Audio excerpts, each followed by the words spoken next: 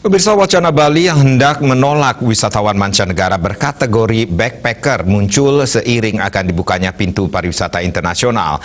Namun keberadaan wacana tersebut dinilai sejumlah pihak akan merugikan Bali. Salah satu warga negara Kanada yang hampir 20 tahun di Karangasem, Mitchell, mengatakan backpacker sangat berperan dalam mempromosikan Bali ke dunia luar. Para backpacker ini juga memiliki andil dalam menggerakkan perekonomian karena mereka menyebar dan menghabiskan uangnya di tempat mereka tinggal. Mitchell yang kini menetap di Desa Seraya Barat itu mengungkapkan, saat pandemi berlangsung seperti sekarang, turis yang masih berada di Bali hampir 70% adalah para turis backpacker. Adanya wacana menolak turis backpacker dinilai akan sangat merugikan Bali yang merupakan tujuan pariwisata dunia. Menurutnya tidak semua turis backpacker itu adalah turis miskin. Mereka memilih sebagai turis backpacker hanya untuk efisiensi, terutama membawa barang-barang bawaan yang penting saja.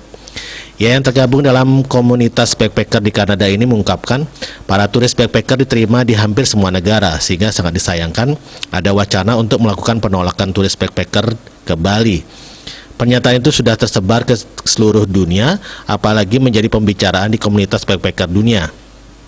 Pelarangan ini sangat merugikan Bali karena akan membuat turis menjadi enggan ke Bali. Sementara itu, anggota DPRD Bali asal Dapil Karangasem, Iwayan Kari Subali menjelaskan, pemerintah tidak boleh melakukan diskriminasi terhadap para turis yang ingin berwisata di Bali. Pihaknya setuju untuk mengatur agar turis tidak overstay dengan mendepositkan uang terlebih dahulu sebagai jaminan. Namun ia belum sependapat jika turis backpacker dilarang. Eka Parananda, Bali Pos melaporkan.